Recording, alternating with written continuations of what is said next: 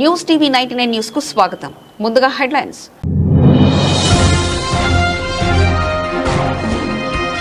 Iran కు Trump warning, చర్చలు విఫలమైతే మరిన్ని దాడులు.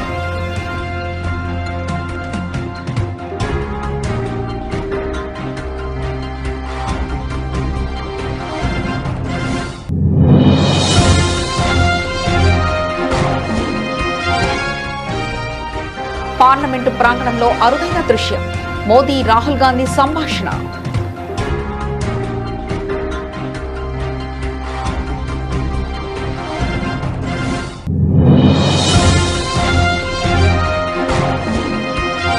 బెంగాల్ బీజేపీ మేనిఫెస్టోను విడుదల చేసిన కేంద్ర హోంమంత్రి అమిత్ షా, మహిళలకు ఉచిత బస్సు ప్రయాణం కల్పిస్తామని హామీ.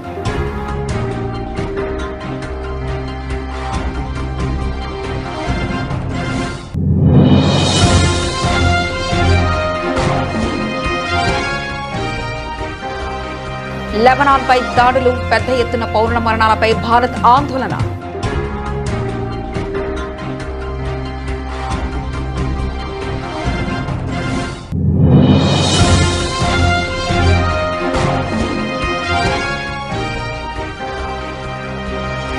ఐలాపూర్లో హైడ్రా కూల్చివేతలకు బ్రేక్, హైకోర్టు స్టే ఆర్డర్.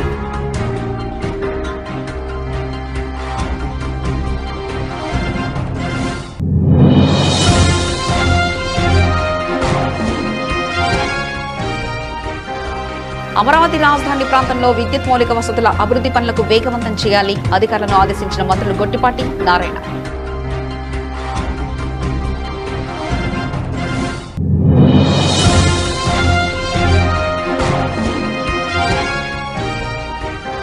ఇరవైన మోతేలో కేసీఆర్ భారీ బహిరంగ సభ, ఏర్పాట్లు పరిశీలించిన జీవన్ రెడ్డి, కొప్పుల ఈశ్వర్.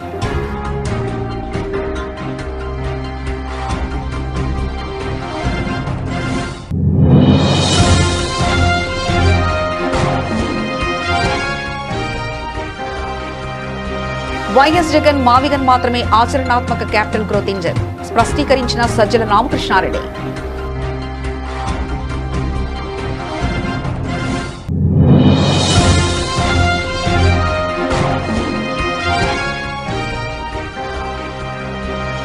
తెలంగాణ జాగృతి కార్యాలయంలో ఘనంగా మహాత్మా జ్యోతిబాపులే జయంతి వేడుకలు, పాల్గొన్న కల్వకుట్ల కవిత.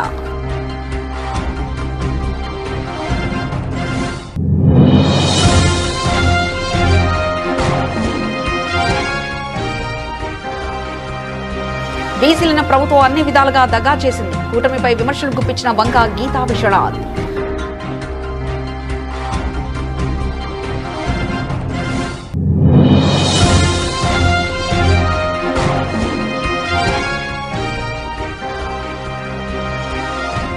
వైభవ్ సూర్యవంశీ వీరబాదుడు, ఆర్సీబీకి తొలి ఓటమి.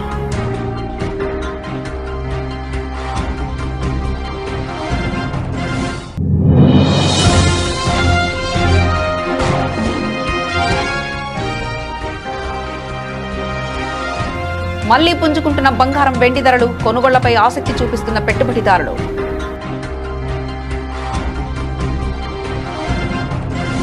ఇక ఇరాన్, అమెరికా దేశాల మధ్య 2 వారాల కాల్పుల విరమణ ఒప్పందం కొనసాగుతున్న సంగతి తెలిసిందే. ఈరోజు శనివారం పాకిస్తాన్లో 2 దేశాల మధ్య చర్చలు జరగనున్నాయి. ఇరాన్తో అమెరికా చర్చలు జరపనున్న వేళ అమెరికా అధ్యక్షుడు డొనాల్డ్ ట్రంప్ ఇరాన్కు సీరియస్ వార్నింగ్ ఇచ్చారు. అంతర్జాతీయ జల మార్గాలను బ్లాక్ చేయడం తప్ప ఇరాన్ దగ్గర మరో అస్త్రం లేదని అన్నారు. హర్ముజ్ జలసంధిని తెరవాలన్నది తమ డిమాండ్ అని తేల్చి చెప్పారు. చర్చలు విఫలమైతేనే ఇరాన్పై మరిన్ని దాడులు చేస్తామని అన్నారు. అత్యుత్తమ ఆయుధాలతో సైన్యం ఇరాన్పై దాడి చేయడానికి సిద్ధంగా ఉందని తెలిపారు. ఇరాన్ బలగాలు సైనికంగా ఓడిపోయాయని అన్నారు. ఇరాన్ దగ్గర అణు ఆయుధాలు ఉండకూడదని స్పష్టం చేశారు. Yeah, but that'll open up automatically. The answer is yes, but the strait will open up. If we just left, the strait's going to, otherwise they make no money. So the strait's going to open, but what we have is no nuclear weapon, but we'll open the strait anyway. Don't forget, we don't use the strait. Other countries use the strait. So we do have other countries coming up, and they'll help out, but we don't use it. It won't be easy. It won't be, I would say this, We will have that open fairly soon. ఇక దేశ రాజకీయాల్లో ఉప్పు నిప్పుగా ఉండే ప్రధానమంత్రి మోదీ లోక్సభలో ప్రతిపక్ష నేత Rahul Gandhi parliament ప్రాంగణంలో ఒకరినొకరు పలకరించుకోవడం రాజకీయ వర్గాల్లో ఆసక్తి రేకెత్తింది. ఈరోజు మహాత్మా జ్యోతిబా పూలే 200వ జయంతిని పురస్కరించుకొని పార్లమెంట్లోని ప్రేరణా స్థల్ వద్ద ఏర్పాటు చేసిన నివాళుల కార్యక్రమంలో ఈ అరుదైన దృశ్యం ఆవిష్కృతమైంది. తొలుత రాష్ట్రపతి ద్రౌపది ముర్ము, ఉపరాష్ట్రపతి సిపి రాధాకృష్ణన్ పూలే విగ్రహానికి నివాళులర్పించగా అనంతరం ప్రధాని మోదీ, స్పీకర్ ఓం బిర్లా రాహుల్ గాంధీ చిత్రపటానికి పూలమాలలు వేసి శ్రద్ధాంజలి ఘటించారు. ఈ కార్యక్రమంలో ప్రధాని మోదీ పార్లమెంటు ప్రాంగణానికి చేరుగానే సమయానికి రాహుల్ గాంధీ అక్కడికి చేరుకున్నారు. వాహనం దిగి వచ్చిన మోదీకి రాహుల్ మర్యాదపూర్వకంగా నమస్కరించారు. అనంతరం ఇద్దరు కాసేపు పలు విషయాలపై ముచ్చటించుకున్నారు. ప్రధాని ఏదో అడుగుతుండగా రాహుల్ దానికి సమాధానం ఇస్తున్నట్లుగా ఉన్న దృశ్యాలు ప్రస్తుతం సోషల్ మీడియాలో వైరల్ గా మారాయి. 5 రాష్ట్రాల ఎన్నికల నేపథ్యంలో బీజేపీ, కాంగ్రెస్ పార్టీల మధ్య తీవ్రస్థాయిలో రాజకీయ వాగ్యుద్ధం నడుస్తున్న తరుణంలో పార్లమెంట్ సాక్షిగా ఇద్దరు అగ్రనేతలు ఇలా సౌహార్దపూర్వక స్నేహ వాతావరణంలో మాట్లాడుకోవడం విశేషం. సభలో ఒకరిపై ఒకరు తీవ్ర విమర్శలు చేసుకున్నప్పటికీ దేశం గర్వించదగ్గ మహాత్ముని జయంతి వేడుకల్లో రాజకీయ విభేదాలను పక్కన పెట్టి కలిసి కనిపించడం ప్రశంసనీయం.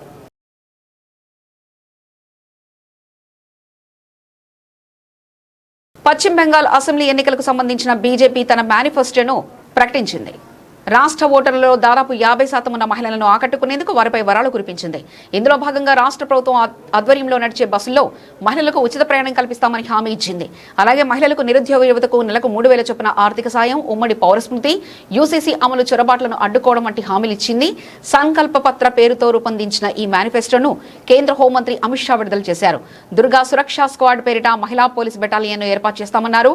పీఎం కిసాన్ పథకం కింద రైతులకు 9,000 సాయం అందిస్తామన్నారు. ఈ సందర్భంగా టీఎంసీ పాలనపై అమిత్ షా తీవ్ర విమర్శలు చేశారు. టీఎంసీ 15 ఏళ్ల పాలన రాష్ట్ర ప్రజలకు పీడకల అని పేర్కొన్నారు. రాజకీయ ప్రేరేపిత హింస, అవినీతి చొరబాట్లు, నిరుద్యోగం తదితర సమస్యలపై త్వరలో జరిగే అసెంబ్లీ ఎన్నికలకు రెఫరెండం అని షా అన్నారు. मित्रों, आज भारतीय जनता पार्टी 2026 बंगाल विधानसभा के चुनाव के लिए अपना संकल्प पत्र अभी आप सबके सामने जारी किया है. संकल्प पत्र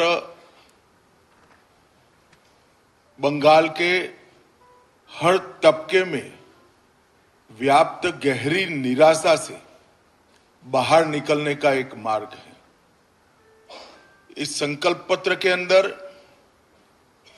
कृषि बर्बाद होने से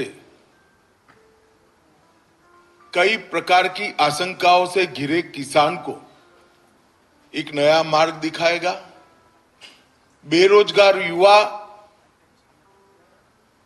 और भय से त्रस्त महिलाओं को भी एक नया मार्ग दिखाएगा.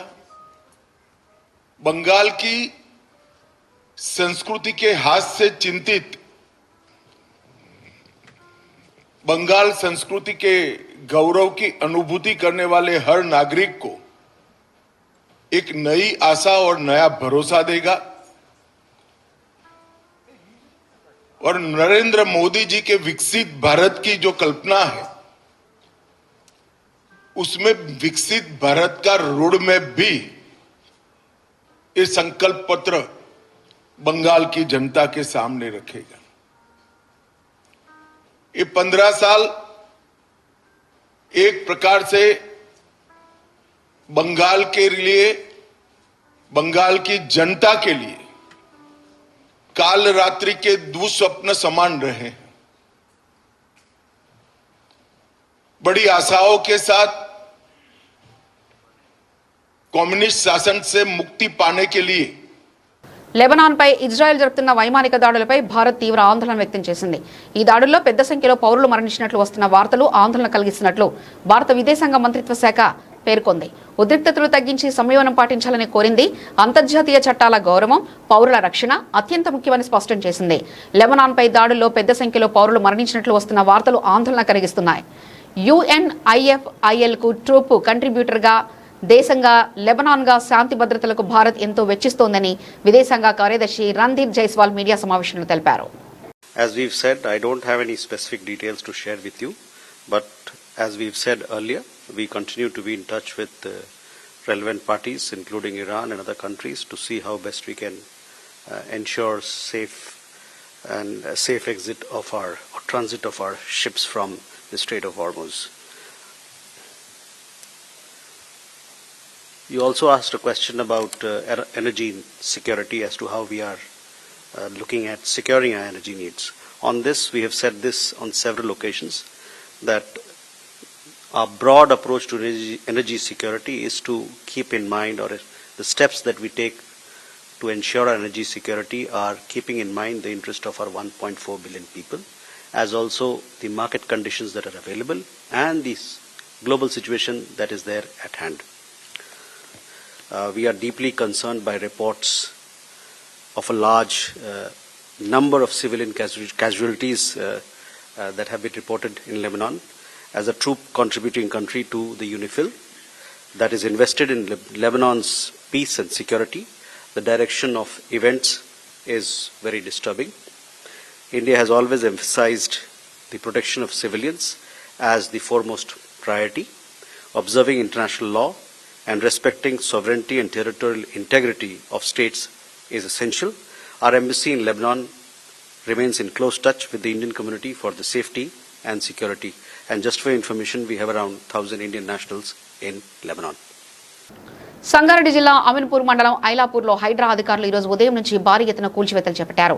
అయితే ఈ ప్రక్రియలో తెలంగాణ హైకోర్టు జోక్యం చేసుకోవడం, ప్రభుత్వ భూమిని కాపాడడంలో హైడ్రా వ్యూహంపై కీలక పరిణామాలు చోటు చేసుకున్నాయి. ఐలాపూర్లో హైడ్రా చేపట్టిన కూల్చివేతల విషయం హైకోర్టుకు చేరింది. దీంతో ఉద్రిక్త పరిస్థితుల నడుమ హైకోర్టు జోక్యంతో హైడ్రా అధికారులు కూల్చివేతలు నిలిపివేశారు. ఐలాపూర్లో శనివారం ఉదయం నుంచి కొనసాగుతున్న హైడ్రా కూల్చివేతలకు హైకోర్టు తాత్కాలికంగా బ్రేక్ వేసింది. బాధితులు దాఖలు చేసిన పిటిషన్ను విచారించిన కోర్టు కూల్చివేతలపై స్టే విధిస్తూ ఆదేశాలు జారీ చేసింది. ఐలాపూర్లోని క్రిస్టల్ డెవలపర్స్ అపార్ట్మెంట్ ప్రభుత్వ భూమిని ఆక్రమించి నిర్మించారన్న ఆరోపణలపై హైడ్రా అధికారులు కూల్చివేతలు ప్రారంభించారు. అంతకుముందే అపార్ట్మెంట్ ను ఖాళీ చేయించారు. తమ కష్టార్జితంలో కొనుక్కున్న ఇళ్లను కూల్చవద్దంటూ స్థానికులు, కొనుగోలుదారులు పెద్ద ఎత్తున ఆందోళన చేపట్టారు. కూల్చివేతలు జరుగుతున్న సమయంలోనే బాధితులు అత్యవసరంగా హైకోర్టును ఆశ్రయించారు. తమ వద్ద అన్ని అనుమతులు ఉన్నాయని, నోటీసులు ఇవ్వకుండానే కూల్చివేస్తున్నారని కోర్టు దృష్టికి తీసుకెళ్లారు. వాదనలు విన్న హైకోర్టు కూల్చివేతలను వెంటనే నిలిపివేయాలని హైడ్రాను ఆదేశించింది. కోర్టు ఆదేశాల కాపీ అందడంతో అధికారులు తమ యంత్రాలను నిలిపివేసి వెనుదిరిగారు. కోర్టు స్టే ఇవ్వడంతో ప్రస్తుతానికి కూల్చివేతలు ఆగిపోయాయి. కోర్టు నిర్ణయంతో బాధితులు తాత్కాలికంగా ఊపిరి పీల్చుకున్నారు. తమ ఆవేదనను కోర్టు అర్థం చేసుకుందని వారు సంతోషం వ్యక్తం చేశారు. అమరావతి రాజధాని ప్రాంతంలో విద్యుత్ మౌలిక వసతుల అభివృద్ధి పనులను వేగవంతం చేయాలని విద్యుత్ శాఖ మంత్రి గొట్టిపాటి రవికుమార్, పురపాలక శాఖ మంత్రి పొంగూరు నారాయణ అధికారులను ఆదేశించారు. రాజధాని అభివృద్ధిలో విద్యుత్ మౌలిక వసతులు కీలకమని, వాటి నిర్మాణం నాణ్యతతో పాటు సమయపాలనతో పూర్తి కావాలని మంత్రులు తెలిపారు. సచివాలయంలో సిఆర్డీఏ విద్యుత్ శాఖ అధికారులతో మంత్రులు సమీక్షా సమావేశం నిర్వహించారు. ఈ సమావేశానికి CRDA commissioner Vijayaramaraju, CPDCL CMD పుల్లారెడ్డిలతో పాటు ఇరు శాఖల సంబంధిత ఇతర అధికారులు హాజరయ్యారు. రాజధాని పరిధిలో చేపట్టిన విద్యుత్ శాఖ పనుల పురోగతిపై ఇరువురు మంత్రులు సమగ్రంగా చర్చించారు. పనుల్లో ఎలాంటి జాప్యం లేకుండా వేగంగా పూర్తి చేయాలని మంత్రులు గొట్టిపాటి నారాయణ అధికారులను ఆదేశించారు. మాస్టర్ ప్లాన్ లో ఎలాంటి మార్పులు చేయకుండా విద్యుత్ నిర్మాణ పనులు కొనసాగించాలని సూచించారు. ముఖ్యంగా హైటెన్షన్ లైన్ల మార్పిడిపై ఇరు శాఖల అధికారులు పరస్పరం సమన్వయంతో పనిచేసి పనులను సమయానికి పూర్తి చేయాలని దిశానిర్దేశం చేశారు. జగిత్యాల జిల్లా మోతేలో ఈ నెల 20వ తేదీన బీఆర్ఎస్ అధినేత కేసీఆర్ భారీ బహిరంగ సభ జరగనుంది. ఈ సందర్భంగా సభాస్థలికి పార్టీ జిల్లా అధ్యక్షుడు విద్యాసాగర్ రావు, ఎమ్మెల్యే కల్వకుంట్ల సంజయ్, మాజీ మంత్రులు కొప్పుల ఈశ్వర్, జీవన్ రెడ్డి, మాజీ జడ్పీ చైర్పర్సన్ దావా వసంత, తులా ఉమా పరిశీలించారు. ఈ సందర్భంగా విద్యాసాగర్ రావు మాట్లాడుతూ ఈ నెల 20న మోతేలో కేసీఆర్ భారీ బహిరంగ సభ ఉండబోతుందని తెలిపారు. 1,00,000కు పైగా జనాభాకు అనుగుణంగా సభాస్థలిని ఏర్పాటు చేస్తున్నామని పేర్కొన్నారు. కొప్పుల ఈశ్వర్ మాట్లాడుతూ ప్రజాభిష్టం మేరకే జీవన్ రెడ్డి బీఆర్ఎస్ లో చేరారని తెలిపారు. కాంగ్రెస్ పాలనలో 2.5 ఏళ్లలో తెలంగాణ అస్తవ్యస్తమైందని విమర్శించారు. కేసీఆర్ పాలన రావాలని ప్రజలు కోరుకుంటున్నారని తెలిపారు.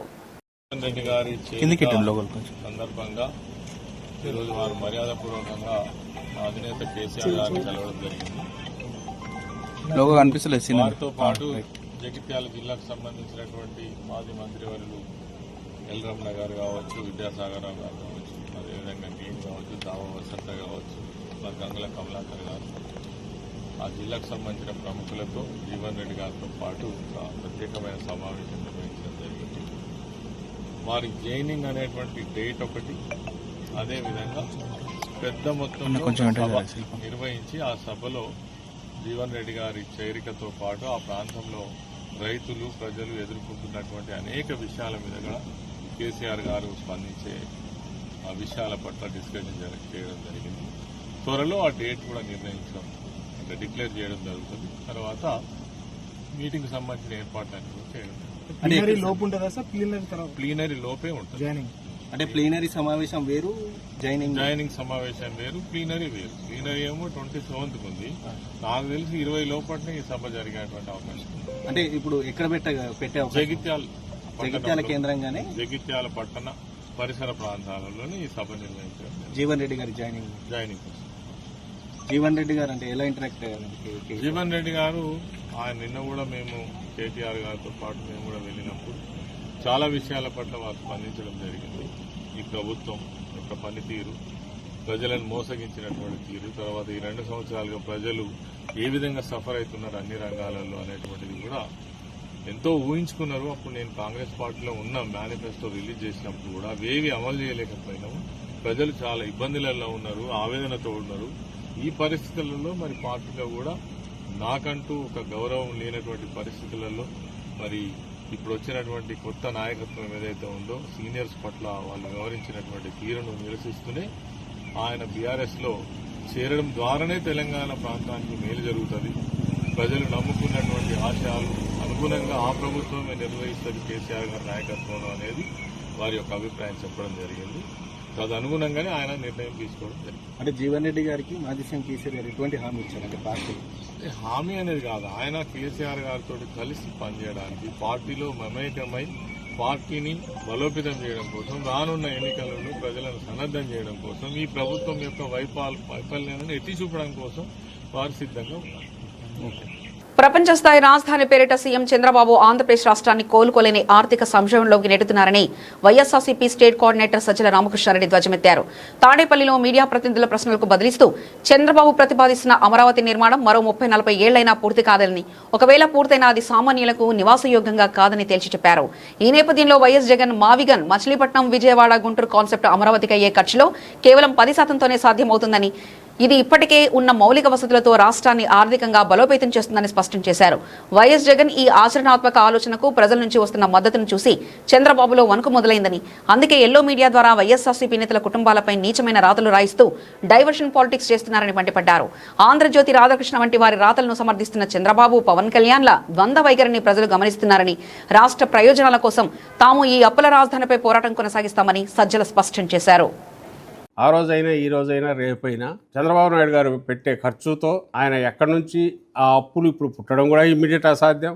వచ్చినవన్నీ డైవర్ట్ చేసుకుంటూ ఆయన పోయినా ఆ 2 లక్షల కోట్లో 3 లక్షల కోట్లో అది తీసుకొచ్చి పెట్టినా అది నెక్స్ట్ 10 ఏళ్ళు 20 ఏళ్ళు పూర్తి కావడం అసాధ్యం. అంతవరకు రాజధాని ఉండదు. సో ఏతావాత తేలేదంటే చంద్రబాబు నాయుడు ఆలోచనల ప్రకారం పోతే రాష్ట్రానికి రాజధాని అనేది ఉండదు, కానీ రాష్ట్రం అప్పుల ఊబిలో మరింత లోతుగా కూరుకుపోవడానికి అది దోహదపడుతుంది. చంద్రబాబు నాయుడు గారు కానీ ఆయన కోటరీ కానీ వ్యక్తిగతంగా కుబేరులు కావడానికి తోడ్పడవచ్చు. That's different issue. అందువల్లనే జగన్మోహన్ రెడ్డి గారు ఇది వద్దు, అక్కడ వైజాగ్ అన్నది ఆ రోజు అన్నది. వైజాగ్ మళ్ళీ చెప్తున్నాం, వైజాగ్ అనేది ఆ రోజు అన్నారు, ఈ రోజు కూడా అనొచ్చు. ఎందుకు అనట్లేదంటే ఆ రోజు అన్నాము. అన్న తర్వాత చంద్రబాబు నాయుడు గారు తన బినామీలతో వేరే వాళ్ళ ద్వారా కోర్టుకు పోయి టెక్నికల్ గ్రౌండ్స్ మీద వీటి మీద ఆపించినప్పుడు డిలే అయింది, లేకపోతే వెళ్ళిపోయేది. అప్పటికి అక్కడే లేదు, ఇక్కడ జ్యుడిషియల్ మన ఇది లెజిస్లేటివ్ క్యాపిటల్ ఇక్కడ ఉండేది, కర్నూలు కోర్టు జ్యుడిషియల్ క్యాపిటల్ ఉండేది.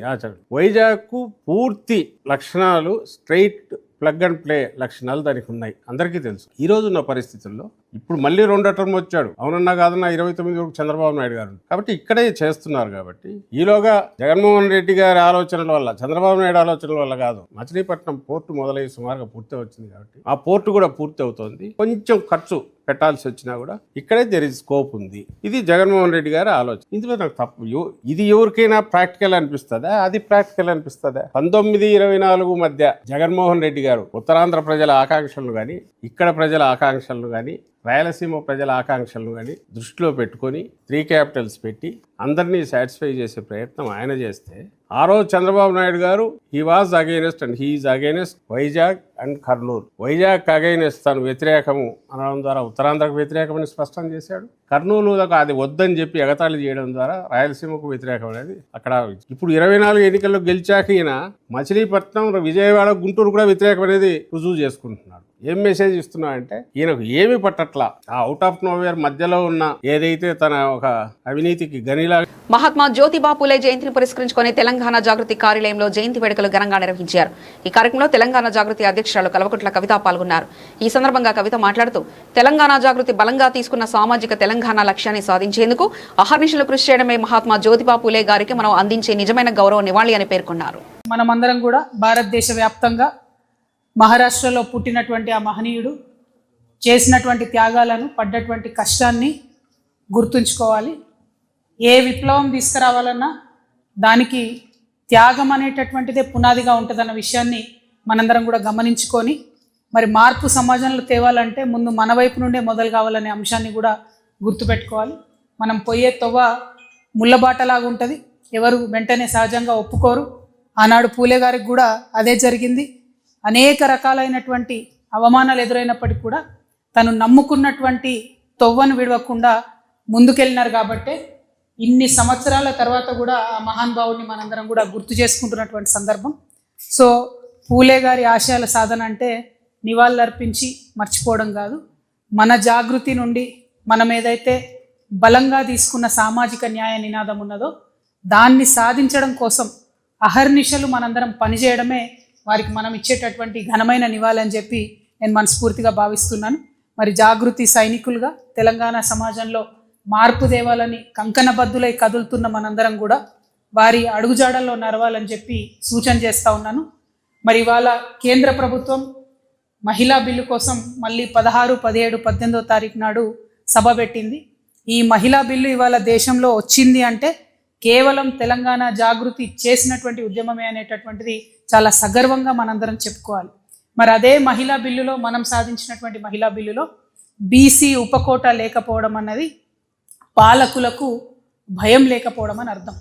మళ్ళీ జాగృతి చేపట్టేటటువంటి ఒక నినాదంతో కేంద్ర ప్రభుత్వానికి పూలేనే మళ్ళా పుట్టిండా ఈ ఉద్యమం చేయడానికి అనేటటువంటి వెన్నులో వణుకు పుట్టించి బీసీలలో మహిళా కోట సాధించేంత వరకు కూడా జాగృతి సైనికులు ఎవరం కూడా మరి విశ్రమించడానికి లేదు అని ఈ సందర్భంగా బలంగా మనందరం కూడా మనం ఒక బీసీలను కూటమి ప్రభుత్వం అన్ని విధాలా దగా చేసిందని పిఠాపురం నియోజకవర్గ వైఎస్ఆర్ కాంగ్రెస్ పార్టీ ఇన్ఛార్జ్ వంగా గీతా విశ్వనాథ్ ఆరోపించారు. మహాత్మా జ్యోతిరావు పూలే 199వ జయంతిని పిఠాపురం మహారాజా కోట ఆవరణలో గల వైఎస్ఆర్ కాంగ్రెస్ పార్టీ కార్యాలయంలో పిఠాపురం నియోజకవర్గ వైఎస్ఆర్ కాంగ్రెస్ పార్టీ ఇన్ఛార్జ్ వంగా గీతా విశ్వనాథ్ ఆధ్వర్యంలో ఘనంగా నిర్వహించారు. ముందుగా జ్యోతిరావు పూలే చిత్రపటానికి బీసీ నాయకులతో కలిసి పూలమాలలు వేసి ఘనంగా నివాళులర్పించారు. అనంతరం మిఠాయిలు పంచారు. ఈ సందర్భంగా జ్యోతిరావు పూలే చేసిన సేవలను పలువురు కొనియాడారు.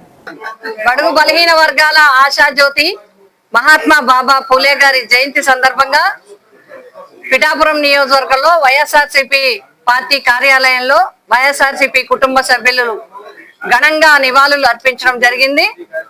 బాబా పూలే ఒక ఆశా జ్యోతిగా స్వతంత్రం రాకముందు నుంచి కూడా అణగారిన వర్గాల కోసం, అట్టడుగు వర్గాల కోసం, వారి అభ్యున్నతి కోసం, స్త్రీ విద్య కోసం మరి ఆనాడు బ్రిటిష్ ప్రభుత్వాన్ని కూడా ఎదిరించి పోరాడి తన జీవితాన్ని అర్పించిన వ్యక్తి మహాత్మా బాబా పూలే. వారు ఇచ్చిన ఆశయాలకు అనుగుణంగానే మరి ఈ దేశంలో అనేక సంస్కరణలు వచ్చాయి, అనేక అవకాశాలు రావడానికి ఒక మార్గం ఏర్పడింది అనేది అందరికీ తెలిసిన విషయం. అదేవిధంగా వారి ఆశయాలకు అనుగుణంగానే గత ప్రభుత్వంలో వైఎస్ జగన్మోహన్ రెడ్డి గారు, వైఎస్ రాజశేఖర రెడ్డి గారు కానీ, జగన్మోహన్ రెడ్డి గారు కానీ ప్రభుత్వ పాలనా కాలంలో అట్టడుగు వర్గాలకి అనేక అవకాశాలు ఇవ్వటం జరిగింది. ఈ కూటమి ప్రభుత్వం ఎన్నికల్లో అనేక హామీలు ఇచ్చింది. 50 సంవత్సరాలకే బీసీలకి పెన్షన్లు ఇస్తామని, అదేవిధంగా బీసీలకి జనాభా ప్రాతిపదికన లెక్కలు తీసి వారికి అవకాశాలు కల్పిస్తామని, బీసీ అభ్యున్నతి కోసం వారి అన్ని రంగాల్లో ముందుకు రావటం కోసం కమిటీలు వేస్తామని, ఇలా అనేక రకాలుగా వాగ్దానాలు ఇచ్చి వారిని నమ్మించడం జరిగింది. కానీ ఇప్పటి వరకు అసలు కమిటీలు వేయటం కానీ, వారి కోసం ఆలోచించడం కానీ చేయకపోగా మరి పేద వర్గంలో మగ్గుతున్న బీసీ వర్గాలకి ఇచ్చే 50 ఏళ్ళకే పెన్షన్ విషయంలో కూడా పట్టించుకోలేదు ఈ కూటమి ప్రభుత్వం.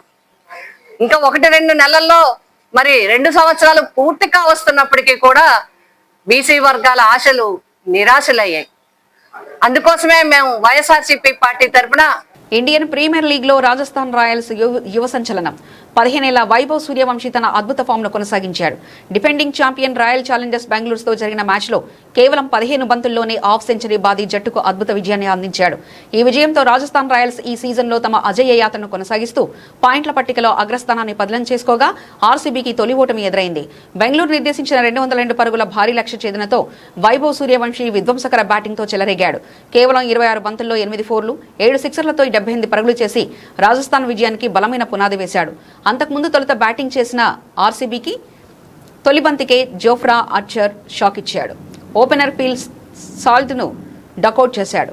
విరాట్ కోహ్లీ 32 వేగంగా ఆడిన రవి బిష్ణోయ్ 2/32, ఆర్చర్ 2/33 కట్టుదిట్టంగా బౌలింగ్ చేయడంతో ఆర్సీబీ 125/7తో కష్టాల్లో పడింది. ఆ దిశలో కెప్టెన్ రజత్ పాటీదార్ 40 బంతుల్లో 63, రొమారియో షెపర్డ్ 11 బంతుల్లో 22, చివర్లో వెంకటేష్ అయ్యర్ 29 రాణించడంతో ఆర్సీబీ 201 పరుగుల భారీ స్కోరును సాధించింది. అయితే సూర్యవంశీ జురెల్ భాగస్వామ్యం ముందు ఈ స్కోరు సరిపోలేదు. పశ్చిమాసియాలో ఉద్రిక్తతలు తగ్గుముఖం పట్టడంతో పెట్టుబడిదారులు బంగారం వెండి కొనుగోలుపై ఆసక్తి చూపిస్తున్నారు. కొద్ది రోజులుగా తగ్గుతూ వచ్చిన బంగారం వెండి ధరలు ప్రస్తుతం మళ్లీ పుంజుకుంటున్నాయి. ఈ నేపథ్యంలో శనివారం కూడా బంగారం ధరలు పెరుగుదల నమోదు చేశాయి. ఈరోజు ఏప్రిల్ 11న ఉదయం 6 గంటల సమయంలో 24 క్యారెట్ల 10 గ్రాముల బంగారం ధర 1,52,360 దగ్గర ఉంది. ఇక 22 క్యారెట్ల 10 గ్రాముల బంగారం ధర 1,39,660 దగ్గర ఉంది. ఇక దేశ రాజధాని ఢిల్లీలో 24 క్యారెట్ల 10 గ్రాముల పసిడి రేటు 1,52,510కి చేరుకోగా 22 క్యారెట్ల 10 గ్రాముల గోల్డ్ ధర 1,39,810కి చేరుకుంది. మరోవైపు వెండి ధర కూడా పెరుగుదల నమోదు చేసింది. ప్రస్తుతం 2.65 లక్షల రూపాయల చేరువలో కదలాడుతుంది. బులెటిన్ ముగించే ముందు హెడ్లైన్స్ మరోసారి చూద్దాం.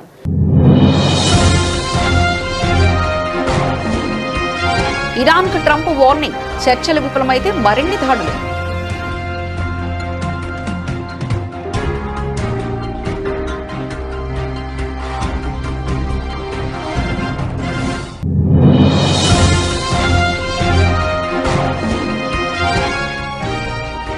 పార్లమెంటు ప్రాంగణంలో అరుదైన దృశ్యం, మోదీ రాహుల్ గాంధీ సంభాషణ.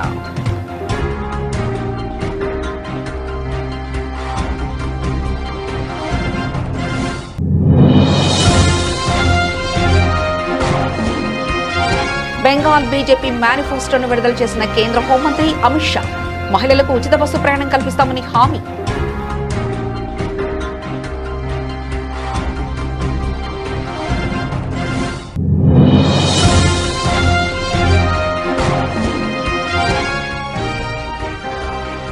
లెబనాన్పై దాడులు, పెద్ద ఎత్తున పౌరుల మరణాలపై భారత్ ఆందోళన.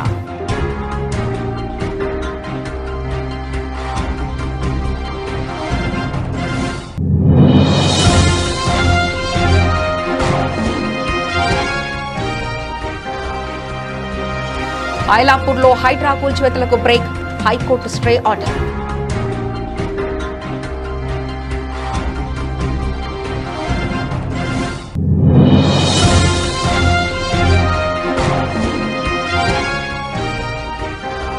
అమరావతి రాజధాని ప్రాంతంలో విద్యుత్ మౌలిక వసతుల అభివృద్ధి పనులకు వేగవంతం చేయాలి, అధికారులను ఆదేశించిన మంత్రులు గొట్టిపాటి, నారాయణ.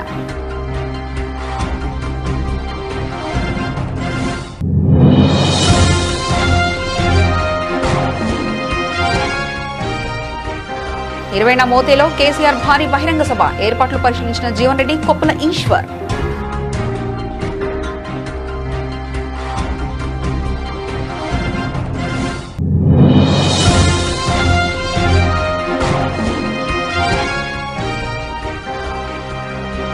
వైఎస్ జగన్ మావిగన్ మాత్రమే ఆచరణాత్మక క్యాపిటల్ గ్రోత్ ఇంజన్, స్పష్టీకరించిన సజ్జల రామకృష్ణారెడ్డి.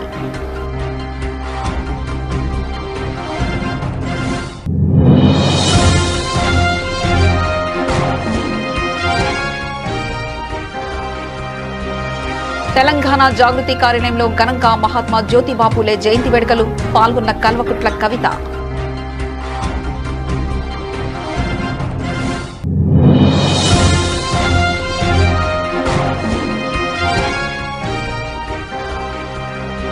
బీసీలను ప్రభుత్వం అన్ని విధాలుగా దగా చేసింది, కూటమిపై విమర్శలు గుప్పించిన వంగ గీతా విశ్వనాథ్.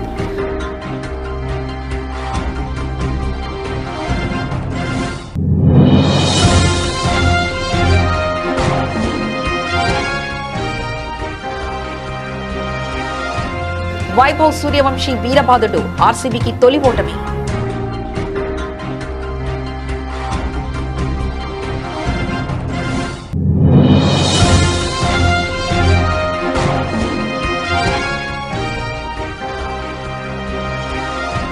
మళ్లీ పుంజుకుంటున్న బంగారం వెండి ధరలు, కొనుగోళ్లపై ఆసక్తి చూపిస్తున్న పెట్టుబడిదారులు.